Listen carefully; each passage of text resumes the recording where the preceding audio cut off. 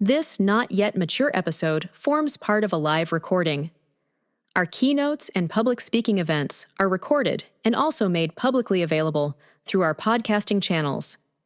The audio quality and volume might be substandard due to the day's AV setup, and we apologize for this. Our live sessions are aimed to a physically present group and often delivered in the tone of the day and a wider topic. That being said, welcome, thanks for being here, and welcome to Not Yet Mature. It's amazing how technology can be so valuable and such a disappointment at the same time. It's kind of like being in a relationship. It's always valuable and then it's just out of the blue disappointing, I guess. Aha, I do have it.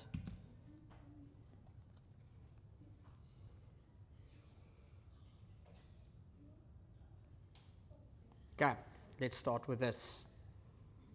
Come on, download.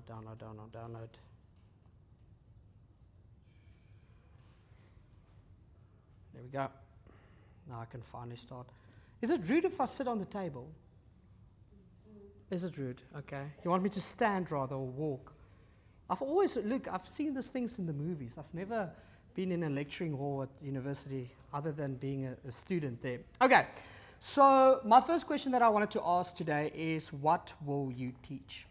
And the point that I want to make is whether you are going to be in academics or whether you are going to I won't say the real world, but the practical world of businesses, your tone of what you teach should underlie as this. This is what you need to remember moving forward if you want to take one tip from me.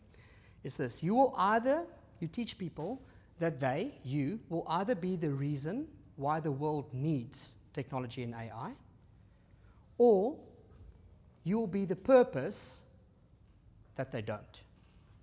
Okay, so we move into a world of AI and technology, and I'm not a professor on the subject, and it's not something that scares me actually a lot, because it's one thing that lacks in that, and that's the human aspect, the us, the we, the uniqueness, the relatability.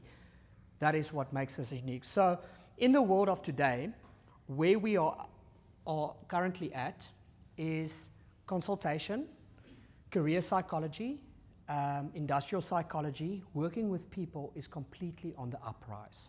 You will never in your life have seen more job availabilities in this career area of working with people inside a company than ever before. And that's ironic, because we're living in a digital trend where people's careers are on the line because technology can take it over. So why is it that my job and your jobs are actually on the uprise? Why is it when I consult with clients, I need to speak to people like Ms. Annette to say, listen, we need this field inside a company? Why is that, according to you? Why would you say? Keeping in mind the following, you will either be the reason that the world needs AI, meaning you can't do your job, you're lazy, you lack no purpose, so the world needs a tool that can replace you, or you can be the purpose why it doesn't need AI and technology. So the reason why it's on an uprise, all your answers are 100% correct, so thank you for contributing. I really love it. You can claim your prizes later on. If I came here with a prize today, be honest, you would have maybe said more. Okay. I do that. There we go. I love it. Thank you for the tip. What's your view? So why is it on an uprise? Let me tell you this. What's great about my job is companies, so I'm a consultant. I'm going to talk about my career path later on, where I get to work with startups, where they want to take this idea and scale it into a business. That's the one thing. I get to specifically work with sales teams to do sales training. And then the other element is I get to do with process and sustainable leadership development within organizations. So an organization gets me in, they say, Dion, we have this amazing team dynamics are down, team productivity is down, everything like that, what can we do? Okay. And then some of the companies sit there and they expect you to fix everything, and some of them understand you can't fix anything. You can work alongside them. They need to fix it. But it's in an uprise position, the same as your careers, moving from this, because there's this battle of team dynamics that the world is constantly facing. Why is that? That happens because companies charge or chase one thing, that is profitability, to the expense of whatever. Doesn't matter how many people we cost, and doesn't matter what happens. We just, quarter on quarter, we need to be more profitable. That's the end goal. That's what we need to do. However, now finally, ironically, we're getting to the place where corporations are seeing that, oh my goodness, this doesn't work. Who here is Apple fans? iPhones, MacBooks, iPads. Who's Android? Okay, Android, a couple of fans. I'm both, depending on the price. Yeah, not by choice, I'm in that boat. So let me just give you this answer very quickly. The biggest Android developer is no longer Samsung, but when it used to be, it was Samsung, right? So I'm just going to compare Samsung to Apple quickly. Samsung has something like, I think, 12,000 different product categories. Washing machines, TVs, this. Apple's got less than 50, including their cables. Apple is worth 10 times more than Samsung, okay? Because of one thing. Yes, they kind of do overcharge their thing, but one of my favorite mentors out there, he has the privilege to mentor the executive board of Apple and of Sony, okay? Sony. Now Sony, I don't know if you know, back in the day of, you won't know, why am I saying this? So there was this thing called an MP3 player, okay? It's like an iTunes device. Anyone knows an MP3 player?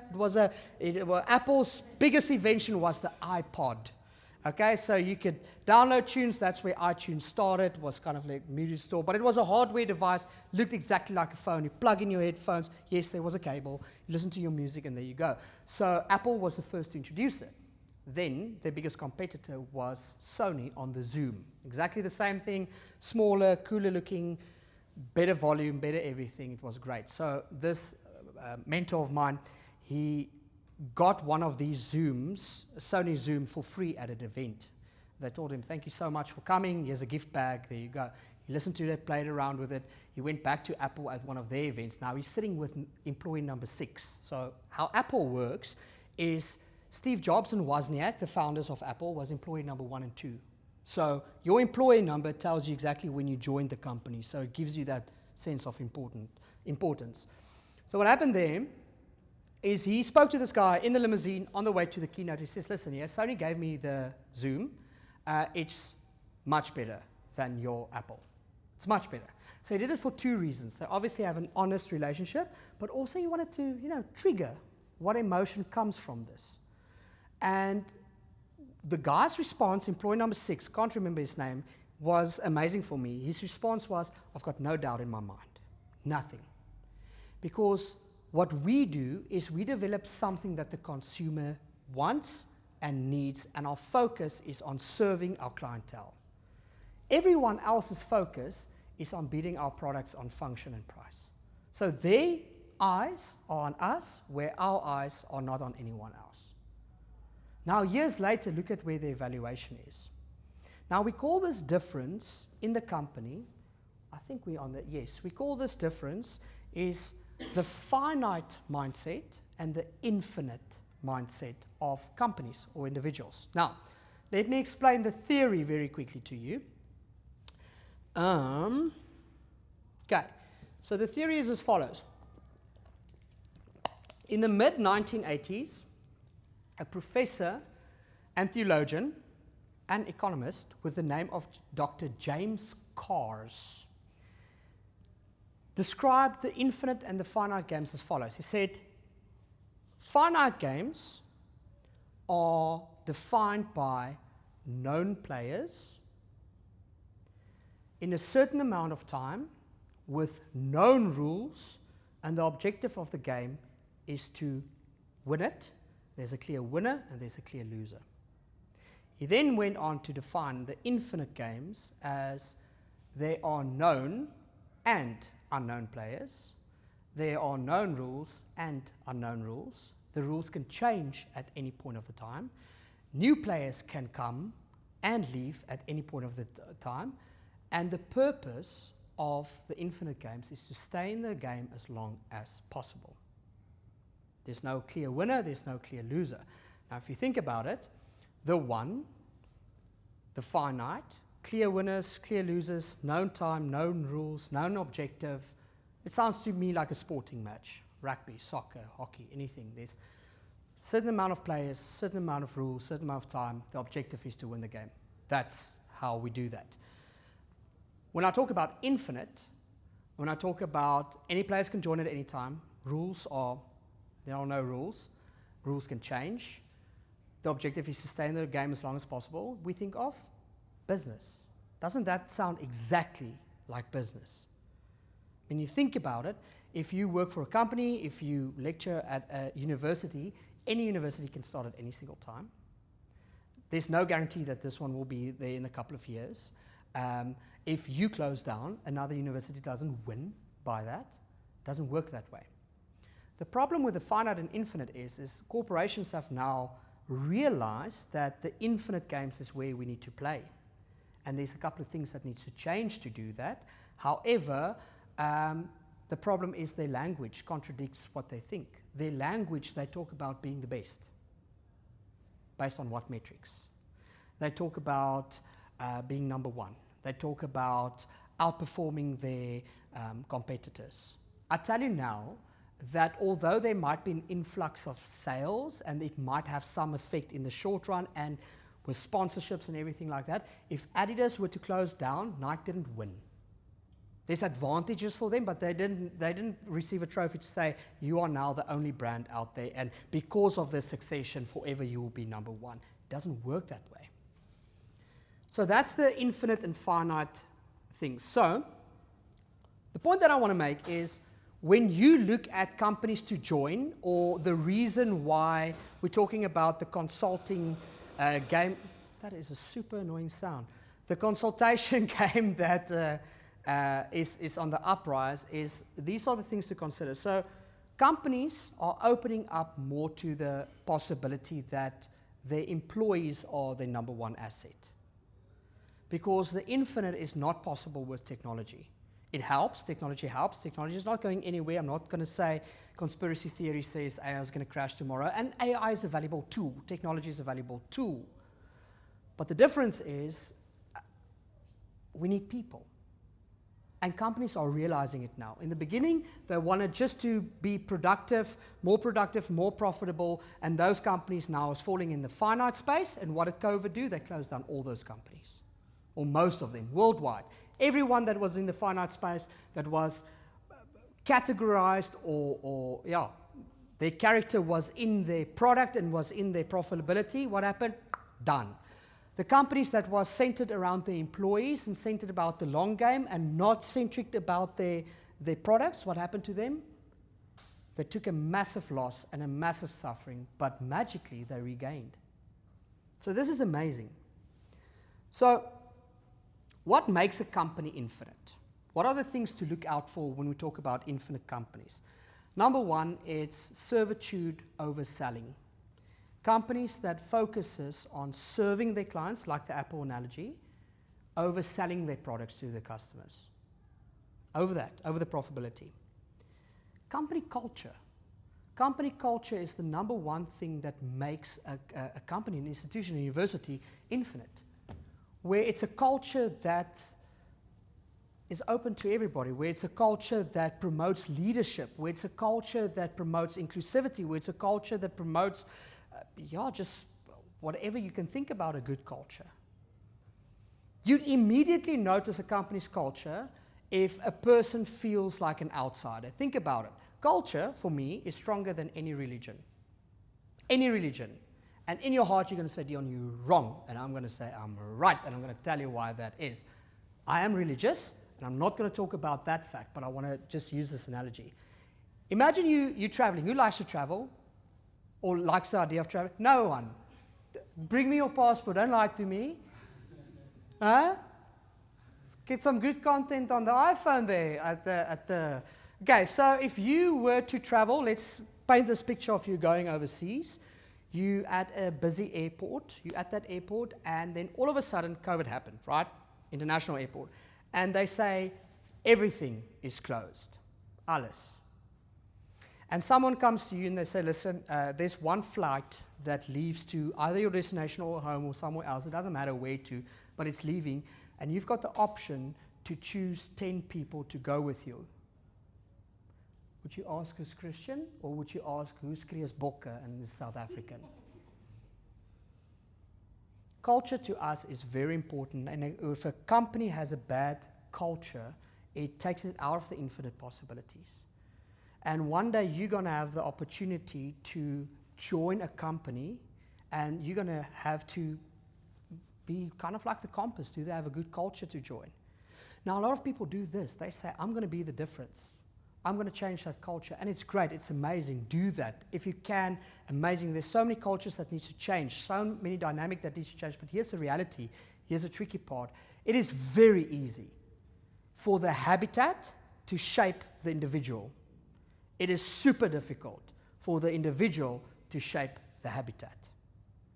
So if you're going to walk in there and say, I'm going to change the dynamics and I'm going to change the culture, the only way you're going to do that is going to the individuals and say, guys, we're not going to strike, we're not going to do this, we're going to work together to change this culture for the better for everyone. So that's the company dynamics. The third thing is, what companies do that makes them infinite is they focus on the why over the what.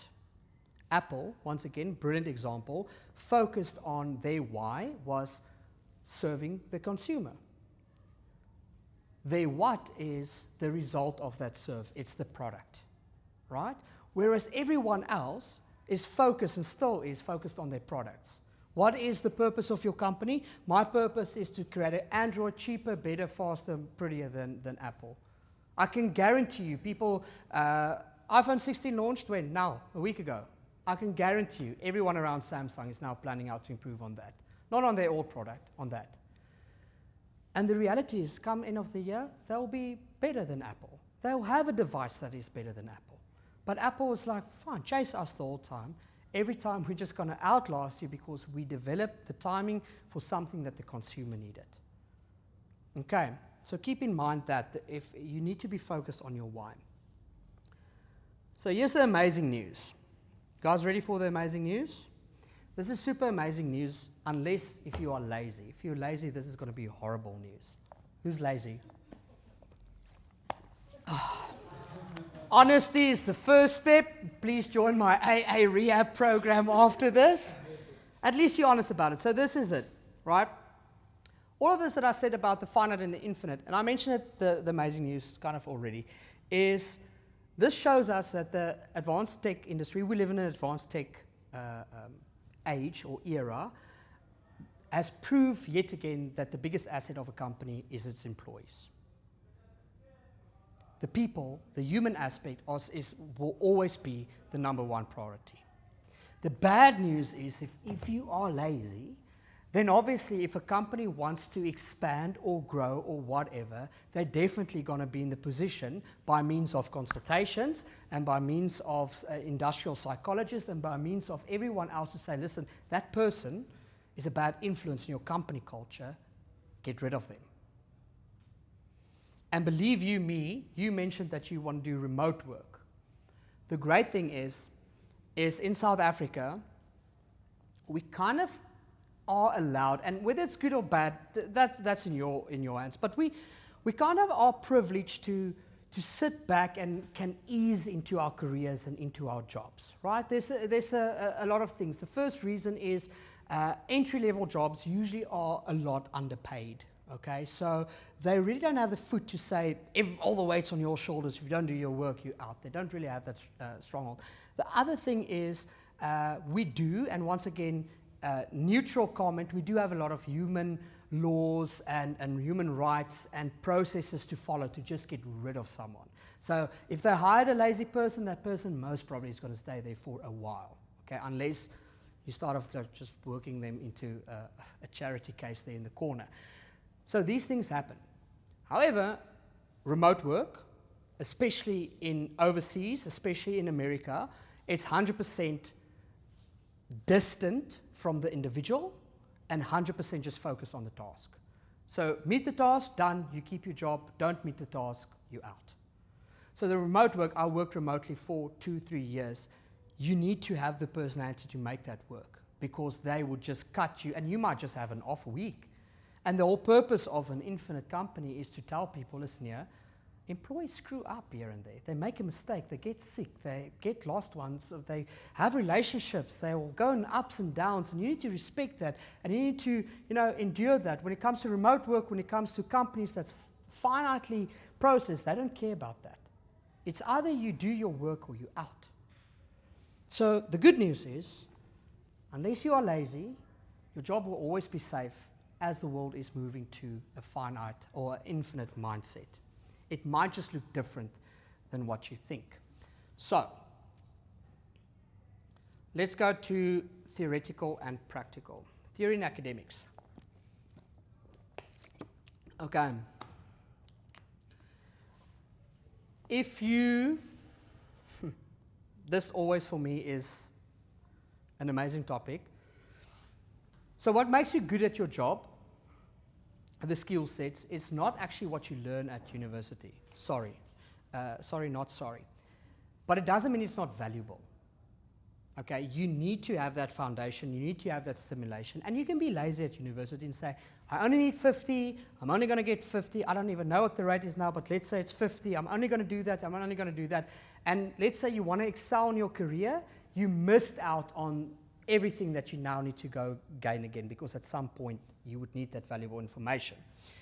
So when it comes to theoretical and practical in your own life, it is valuable to understand that when companies employ, when companies look for people, the infinite company is no longer looking at skills.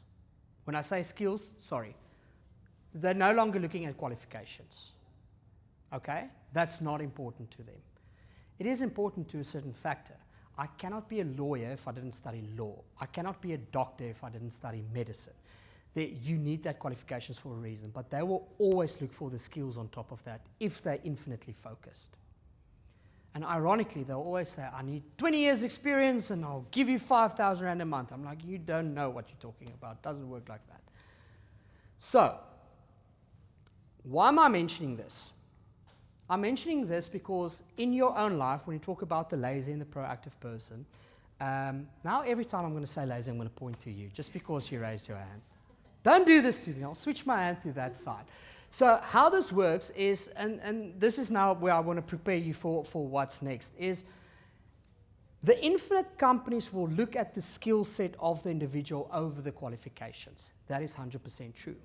But the infinite company doesn't necessarily mean that they will supply the resources or invest in your growth. So when we look at our career moving forward, when we look at the long-term game, you need to remember one thing. Your future, literally, as it ends up, is in your own hands. You need to be the person that upskills, equips, proactive, create opportunities, endure stronger. You would need to bring that up for yourself. If you are going to walk into a career, do the job, and you do the job perfectly, but not going to grow with that role in means of the podcasts that you listen to, the books that you read, the education that you get, you are replaceable. Because then you're just a qualification that's doing the minimum job, and anyone else can do the qualification and the minimum job. And remember my statement in the beginning? You can either be the reason why tech and marketing, why tech and AI can replace you, or you can be the purpose why they can't. The minimum requirements, the basic skills that an HR lady can type out on a paper, that is replaceable by computers, eventually. It should be. But it's the uniqueness, the flexibility around who we are, the availability to read emotions, to invest in ourselves, to grow ourselves, to put your mind away from certain things and towards certain things, and then back again, that makes us unique. And you need to be able to do that. Let me give you an example on that, and then I'll give you some tips on the upskill and just tell you my journey, and then we're done, okay?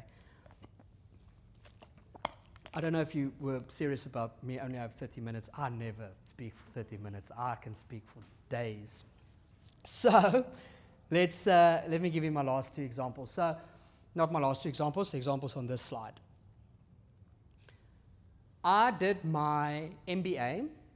I'm going to tell you through my whole journey, so I might mention this again, in a very prestigious school in America. And I finished that year, I finished top 2% of all MBA students in the entire United States of America. Top 2%. That was one of my proudest academical moments ever. So do you think I brought that into every conversation when I did a pitch? Or, of course, 100%. And I'm not going to lie, it opened up doors so people want to listen. That qualification did not get me the job. That qualification did not, it might have on the theoretical part got me the job, but it taught me nothing about real life business and how people face the real life issues. But what's great about it is because I studied hard, whenever someone mentions something about commercial law, I'm like, this is the commercial law in that handbook based on this.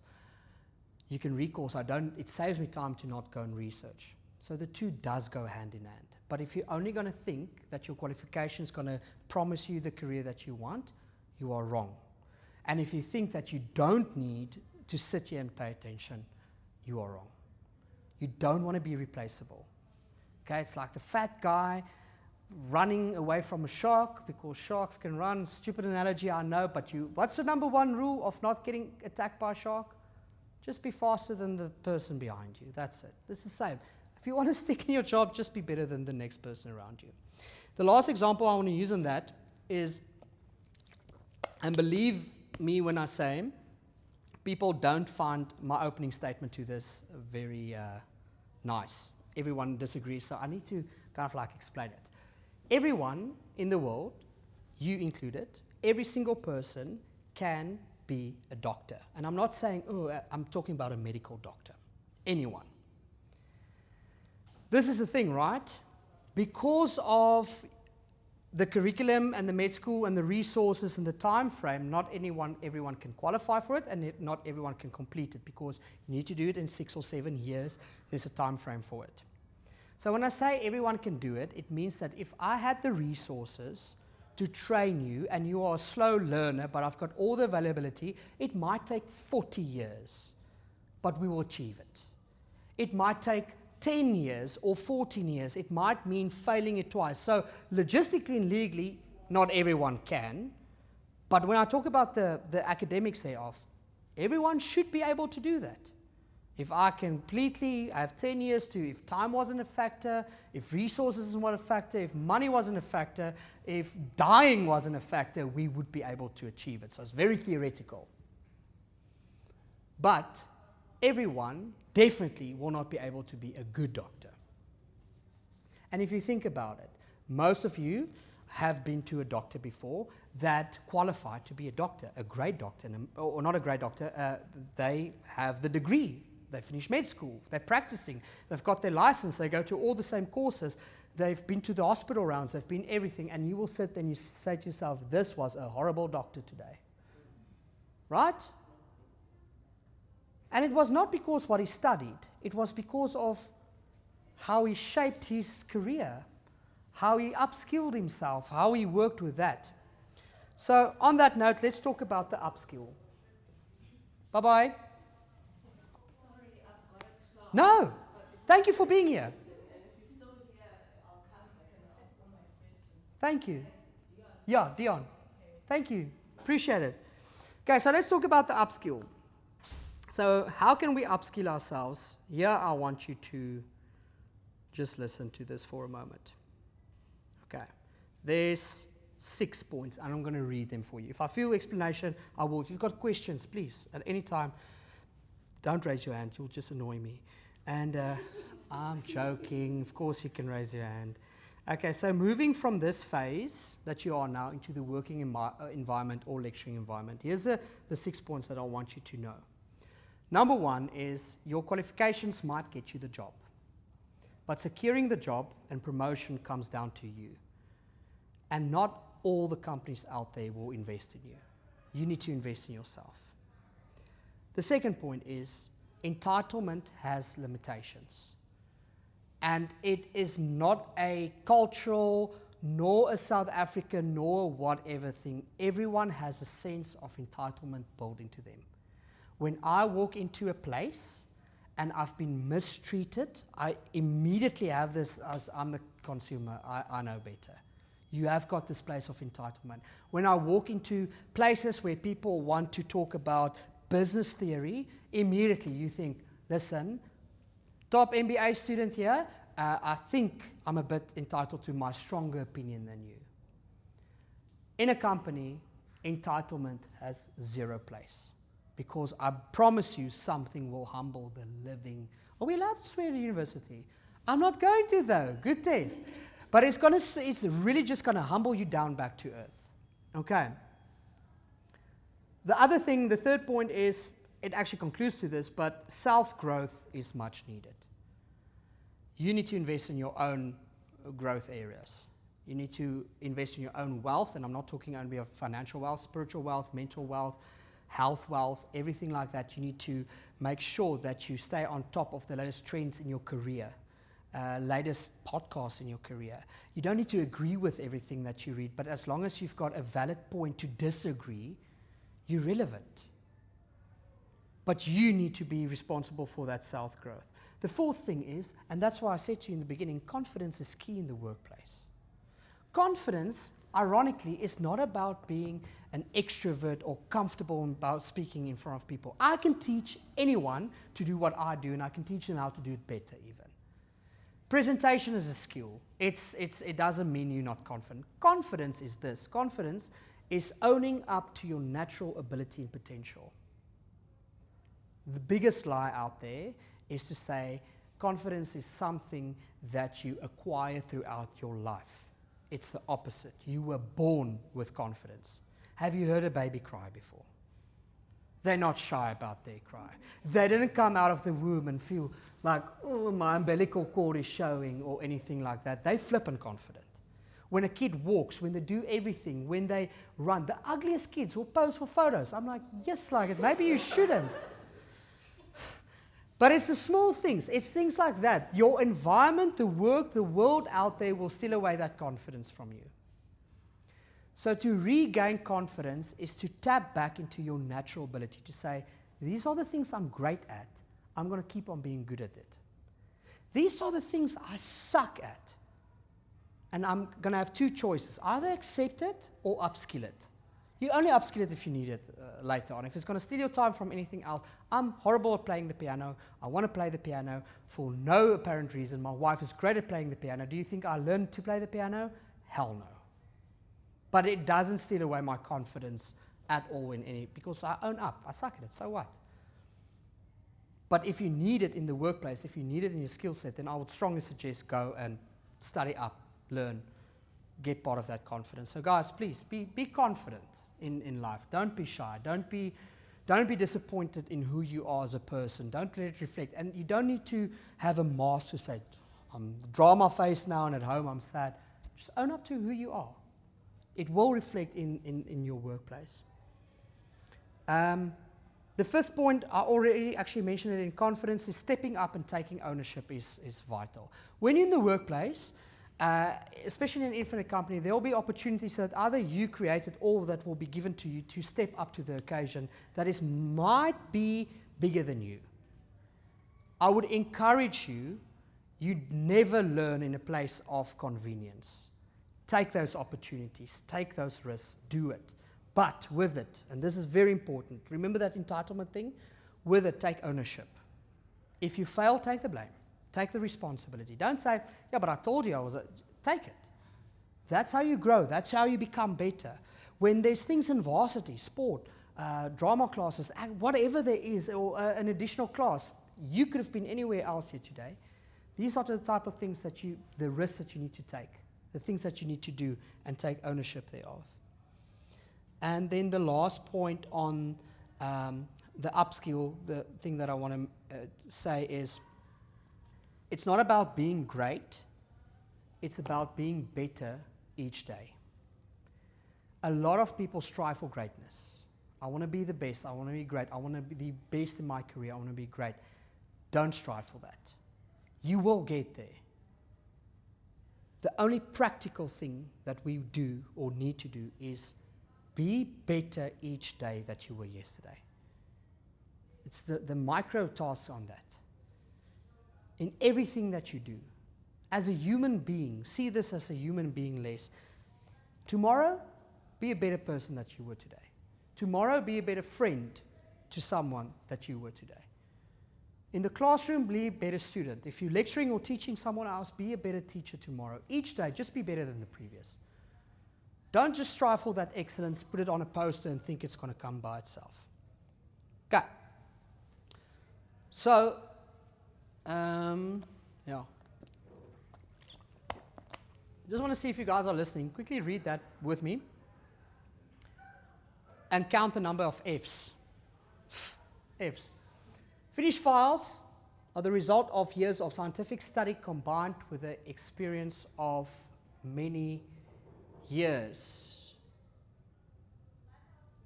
Who counted 3 F's? Should I show it again? Okay. I'm going to show and read it. When I'm done reading, I'm going to move away. Finished files are the result of years of scientific study combined with the experience of many years. 3. Who read 4? 6. Who read 6? Come to the front, please. You are right. You are right. Please come to the front. And they're going to show that to you what you missed. Come. Both of you at the back, you read 6 as well. Come. You as well. You raised your hand.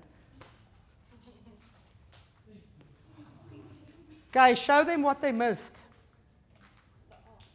The ofs. So finished files are the result of years of scientific study combined with the experience of many years. 6. Well done, ladies. So this is just a normal thing that I throw into presentations. I've got a couple of games or things that I play just to show people that sometimes in life we miss the small agenda because our mind already decided what we want to get from this. Okay. If you're going to upskill yourself, be very careful for that. So let me quickly just go through my journey. And at the emotional parts where the violin is playing, feel free to cry. At the happy parts, feel free to just go. But seriously, I'm going to run through very, very, very fast. So you can't have a successful career if you didn't have like a horrible childhood. So I need to say that we were poor, and I'm teasing. We were, but it's not because of that there's everything. Okay, so I needed to work at a very young age. I needed to start working very young. And apart from that, my parents, and I'm super grateful for it, could afford school, but after school, it was completely in my own hands. So my desire was to become a diving instructor in the Bahamas, Caribbean, wherever. That was the goal. So my first job that I had, I worked at a brick plant and I loaded trucks, the sand that they needed to go and dump at sites and things like that. And let me just pause there. This is the lesson that I want you to take from it, is you would know what your end goal is. You would know you want to work remotely, or you want to work for that company, or you want to be the best lecturer that there is, or your thesis should be award-winning, or you know what your end goal is. What a lot of people do is they rush for that end goal, they fail, and they just spiral down, lose that track, and just go into something else, or they just become happy in complacent, actually, where they are. But I want to tell you this, that your goal is reachable, the routes might just change, and it might look different. Okay, I knew where I wanted to end up, and I knew that there's certain things that I don't have access to that must take me there, must get me there. But I knew that each road that I take, each step that I take, there's something valuable to take from this that will take me to the next one. So this is my tip that I want to give to you, is to saying that when you are in the position of chasing your career, break it down in smaller elements, because if you miss it now and in another opportunity, keep mind tracked in saying, well, from this opportunity, I still need this. I still need either the experience or the influence or the mentorship or whatever to get me to the next one. And then focus on that. Just get that. Attack on that. Make sense? Okay. So for me, it was this. In the beginning, the purpose was literally just to get money for petrol to drive from the one town to another to get my diving internship. That was the only purpose from this. I got paid $30 a day. Okay, that was my pay. It's not in the 1980s like you hear your parents say. It was in the 2000s. Okay, so that I got paid $30 a day. But that was the opportunity that fit in my after school hours that I can work. That was enough for me to save up for petrol to drive 60 Ks to the next town where I can do my diving internship. That was my second job, is the diving internship, where the purpose of that job was to get the qualifications, because I couldn't afford the course. I couldn't. But I can offer to be a salesperson for them and then let my commissions pay my course off and let them pay for that. So the purpose was clear. And I didn't make money from it, but I didn't pay for my course. They paid for it, and I worked that money back. Then, obviously, the third job, that was the day. So I had the qualification, and all of a sudden, the Bahamas dream didn't not work. I got a better offer to go work as a rescue diver in the United States of America, in the USA. So here I am, very young, 19 years old, get paid a lot of dollars, lack a job.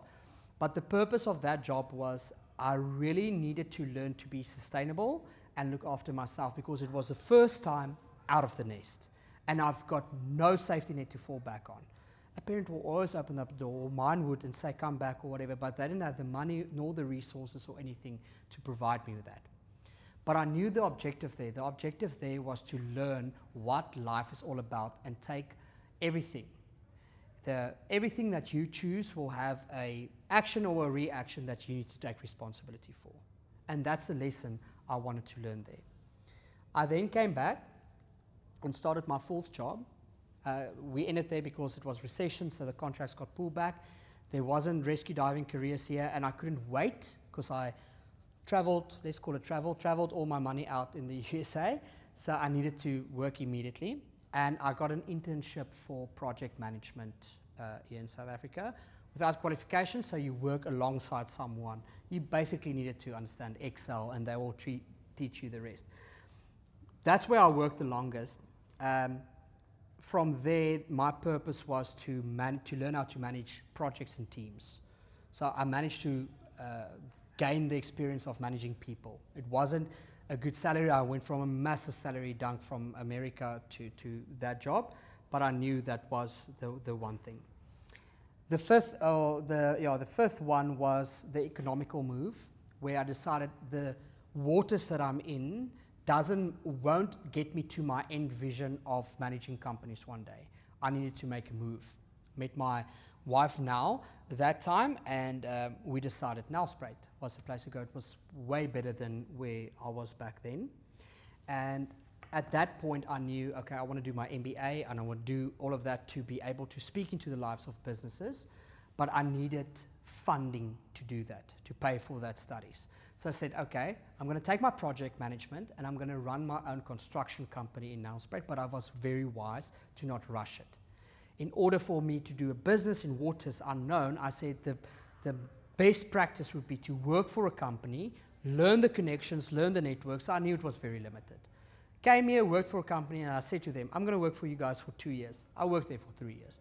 I'm going to work there for 2 years just to get the connections, learn the industry, and then I'm going to open up own shop. And own shop is going to have a deadline to it. The only thing that this needs to bring in for me is my qualifications. So now, that happened. From there, I closed, went into consultation, or first I went into remote consultation where I focused on sales, which was the last point that I needed, because this gave me a massive introduction on how businesses is working worldwide, how that shapes and shifts, and then it gave me everything that I needed to know. It gave me this whole journey gave me the discipline, the self-sustainability, the no stress. If you work hard, it will work out, the project management, the people management, the skill set, the academics. Mine was topsy-turvy, yours will be other way around. But all of that together gave me exactly where I am today and exactly what my dreams were, where I wanted to be. Okay. So that for me is just as an encouragement, when you move out to where you are, that is what you want to achieve. You want to take every phase of your life and seek out the opportunities that will gain traction or purpose for the next round and focus on that. There's going to be so many distractions around you. Enjoy life, do it. I'm not saying don't. But if you see that you've got an opportunity to manage people now, do that, because you're going to need it at some point. If you see you've got the opportunity to assist a lecturer in collecting data or what, do that now, because it's going to mean something for you when you want to move on to the next point. Okay, so let's just give you this. Last 3 points, and then if you want to, well, I'm going to close then, but if you want to, I've got 10 bonus points that I just want to read for those of you that want to stay, that I just felt is motivating in my life. But the last thing that I want to say, what to look out for in a company if you go into the career place is, just to recap, look for a company culture that promotes leadership and voice of all that's involved. Look for a company that has the opportunity for influence over high paychecks, okay? Your legacy is a real thing. And then obviously look for a company that you will find purpose over motivation. Purpose is when you are invested in the company emotionally and physically. It means that when the company goes through tough times, you'll understand and want to still be part of it. Motivation is short-term and directly linked with money usually. And money is not a bad thing. I'm not one of those guys that says it is. But it works like this. So if you are at a company and their motivation is giving you a high paycheck, that means if someone else gives you a higher paycheck or just less working hours, you'll leave. Okay? So put yourself in the company owner's shoes. If you have your own company, that's not a good place to be. Whereas if you have got purpose, money is a weighing factor, but many other things like your flexibility and things like that. Yeah. Okay. Done. On a rate to the most boring class you've ever been at, was this one of them? No. Just compared to mine. I